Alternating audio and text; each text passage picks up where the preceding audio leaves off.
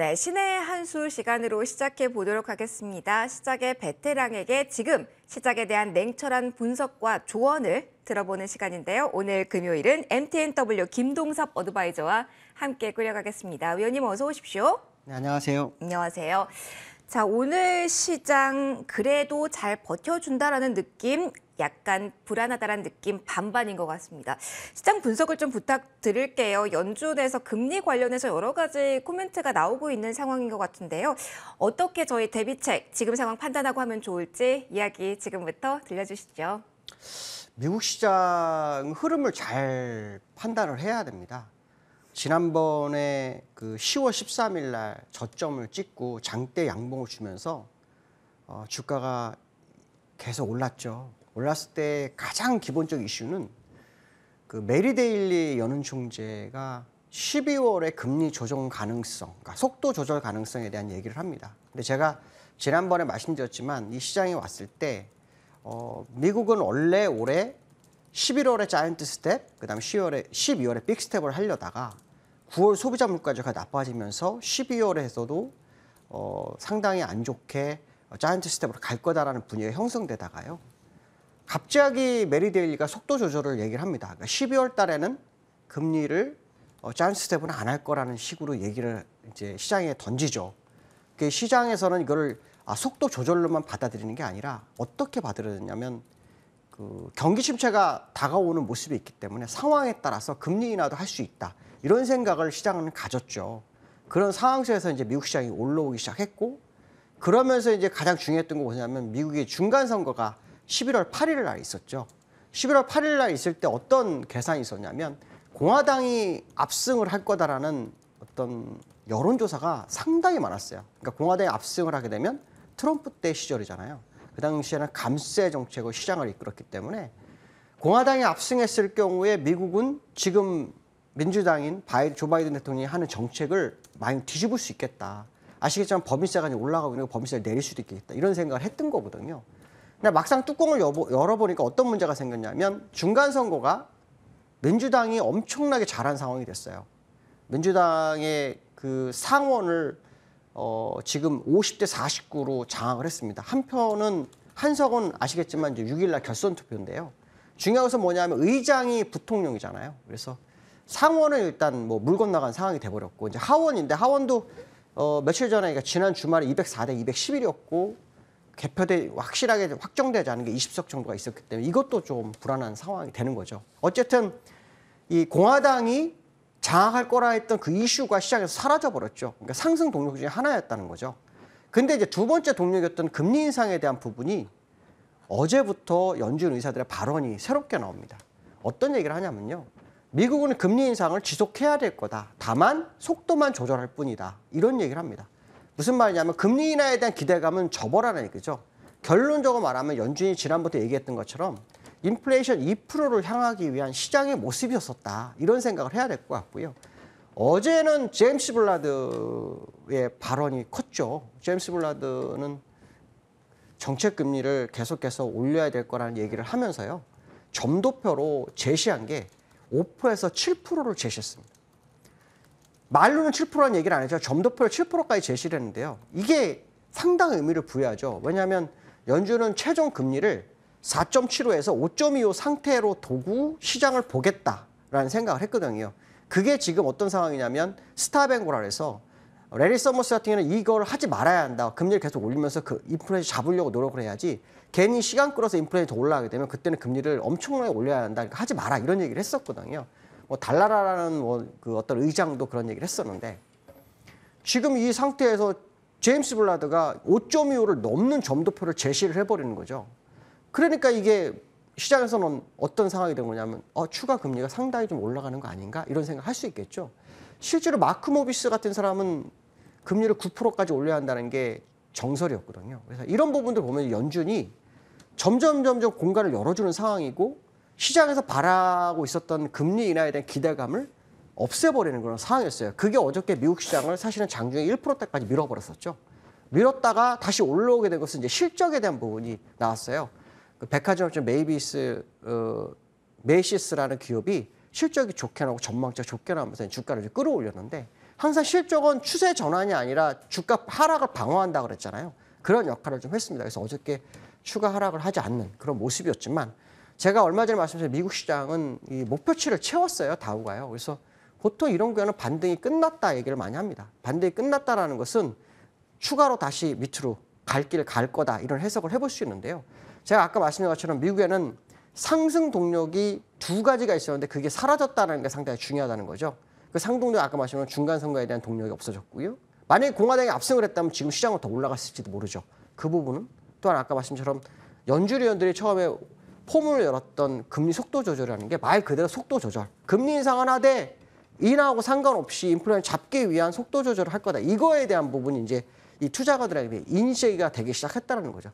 그 인지가 되면은 결국 두 가지 재료로 해서 올랐던 부분은 다 되돌릴 수밖에 없지 않느냐. 뭐 이런 해석을 해볼 수 있다. 이렇게 말씀드릴 수 있는데요. 기술적으로 좀 보시면 다우 일봉이에요. 목표치는 여기도 맞고 여기도 맞았죠. 이격벌에서 올렸는데요. 재료가 여기서부터 생겼던 재료하고 여기서부터 생겼던 재료가 다 없어졌어요. 없어졌기 때문에 이제 새로운 재료를 찾기 전까지는 횡보 내지 눌림일 확률이 굉장히 높다라는 생각을 한번 해보셔야 될 것 같고요.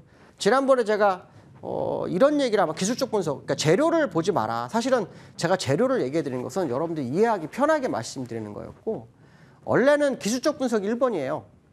기술적 분석을 보시는 분 입장에서 기술적 분석이 후행이라고 생각하는데 절대로 그렇지 않습니다. 기술적 분석이 잘하면 선행입니다. 저 같은 경우는 선행 지표로 많이 생각하는데요. 일목균형표 상으로는 추세를 본다 그러면 추세는 아직도 상방하고 전혀 상관이 없어요. 한 번도 양운을 뚫어보지 않았기 때문에 양운을 분명히 한 번 뚫게 돼 있습니다. 그때가 코로나 때가 아니었죠. 코로나 때 될 뻔하다가 돌아갔지 않습니까? 왜냐하면 원래 양운을 뚫으면 양운에 올라간 만큼은 밑으로 내려가야 되는 거거든요. 그러니까 지금도 역시 마찬가지 양운을 안 왔잖아요. 그러니까 아직 추세적으로 하락 추세로 갔다라는 말을 안 해요. 물론 고점에서 밀렸기 때문에 그거로 따지면 하락을 하고 있구나 이런 얘기하지만 전체적 흐름으로는 그런 모습이 없다라는 거죠. 그렇기 때문에 사실은 지금 일봉 상황에서 반등은 리스크 관리를 할 수 있는 아주 절호의 찬스를 준 거라고 봐야 되겠죠. 나스닥도 똑같은 상황이에요. 한 14년 동안 역시 그대로의 양운의 모습을 유지하고 있잖아요. 60월선에서 지지력 테스트를 사실 지난번 코로나 때 한 번 있었죠. 그리고 지금 또 있는 상황인데요. 그때가 지금 다른 게 뭐냐면 양운이 모양이 달라졌어요. 얇게 우상향하는 것과 두터워지면서 횡보하는 것은 달라요.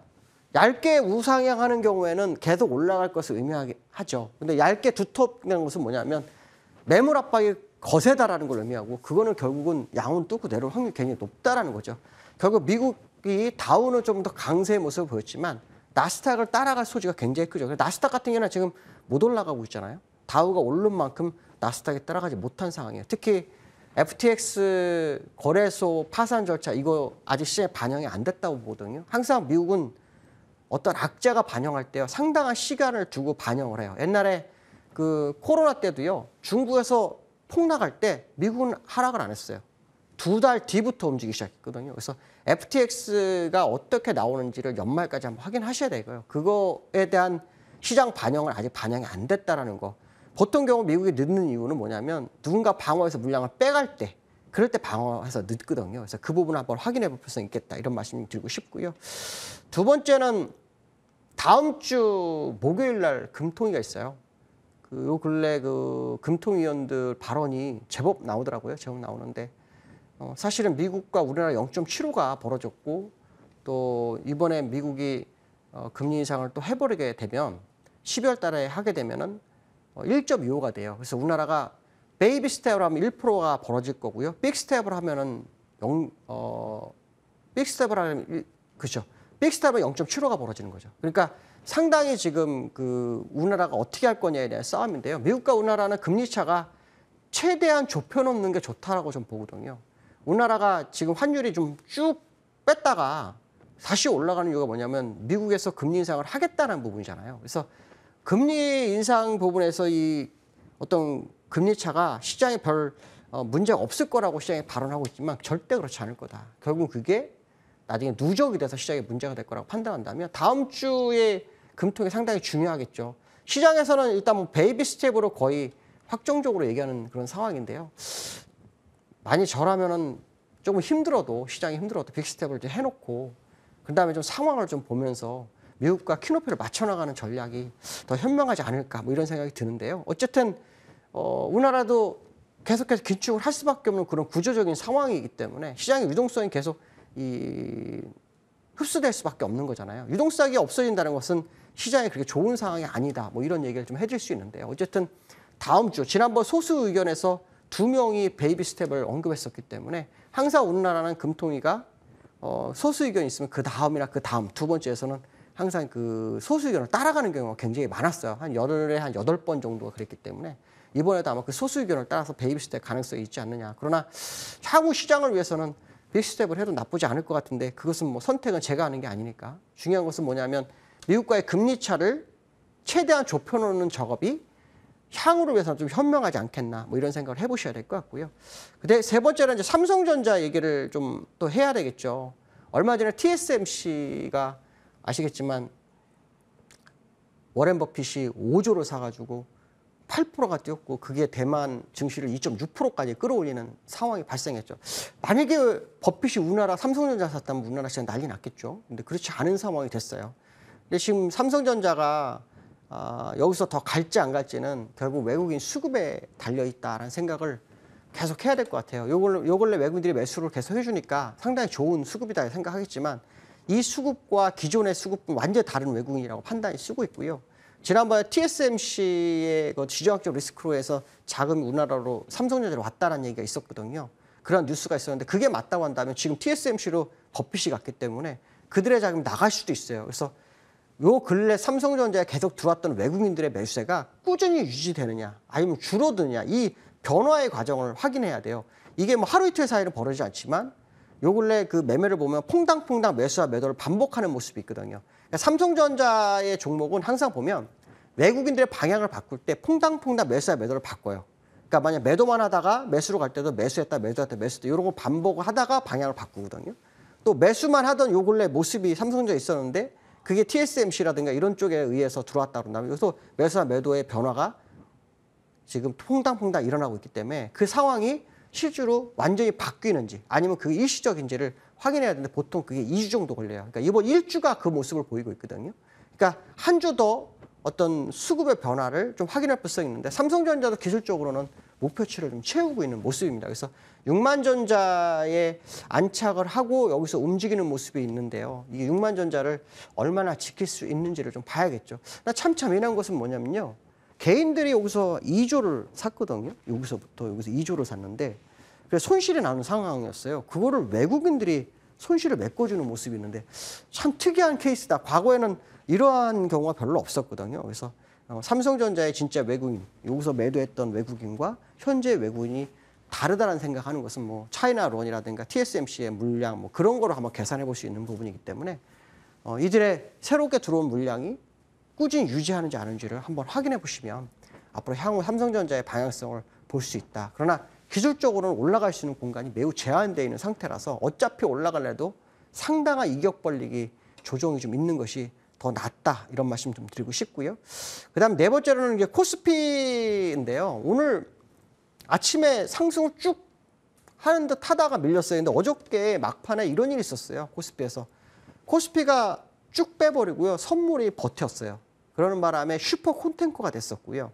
그 슈퍼 콘텐코 상황 속에서 원래 지금 이제 11월이고 다음 달 12월이기 때문에 12월을 가면 갈수록 이 베이시스는 백오데이션으로 가는 거거든요. 그래서 연말에 그 배당락으로 해가지고 콘텐코로 바꾸는 경우가 굉장히 많은데 지금 슈퍼 콘텐코가 나와서 와 프로그램 매수가 상당히 좀 많이 들어올 수 있나? 뭐 이런 생각을 좀 해봤었던 그런 상황이었는데요.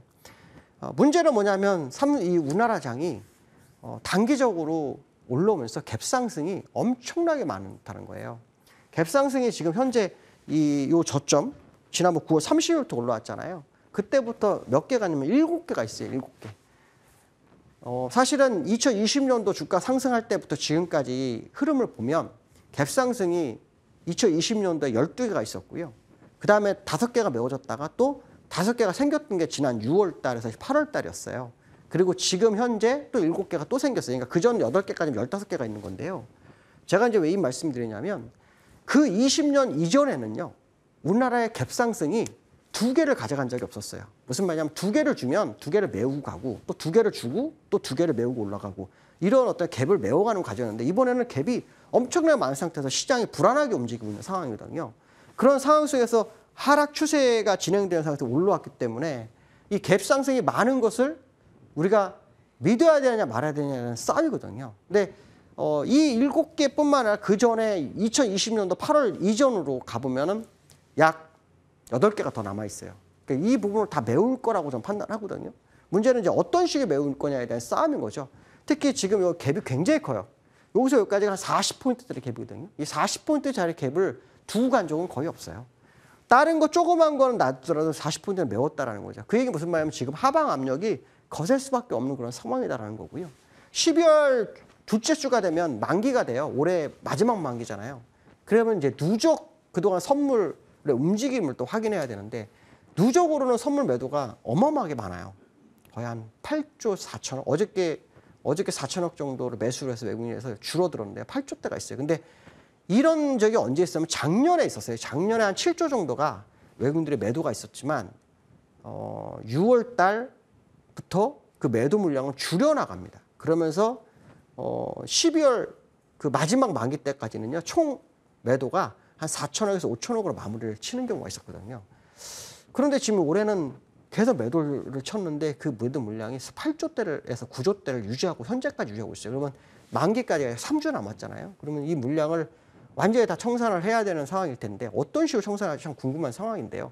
어쨌든 외국인들이 삼성전자나 코스피에서 사들어오는 모습은 있지만 이게 단기성 자금이라고 한다면 5조 정도에서 맥스가 나올 거라고 제가 말씀드렸잖아요. 5조 정도 되면서 매도 물량이 좀 나오고 있거든요. 그래서 추가로 그 물량이 나오게 된다면 단기성 상승일 확률이 높기 때문에 코스피에 대해서 2,500이 상당한 벽으로 작용할 수 있다는 거. 실제로 2,499.58인가까지 갔다가 이번에 밀렸어요. 밀렸기 때문에 2,500에 대한 벽은 상당히 두터울 확률이 높다고 봐야 될 것 같고 결국 지금 현재 자리에서 얼마나 이격 벌리기를 할 거냐의 싸움일 거다 이런 해석을 해보실 필요성이 있습니다. 그래서 현재 갭에 대한 부분을 메워주지 않는다면 2,500을 가도 상당히 어렵다. 저는 개인적으로는 이번 반등이 거의 종료됐을 확률을 좀 열어두고 보는데 어떤 식으로 갈지는 조금 더 시간을 두고 지켜봐야 될 것 같습니다. 오늘 여기까지 하겠습니다. 감사합니다. 알겠습니다. 경계감을 조금은 가질 필요가 있다라는 조언까지 좀 받아봤습니다. 투자하시는데 내용들 좀 참고를 해보시고요. 위원님과는 여기서 인사드리겠습니다. 지금까지 MTNW 김동섭 어드바이저와 이 시간 함께 꾸려봤습니다. 위원님 고맙습니다.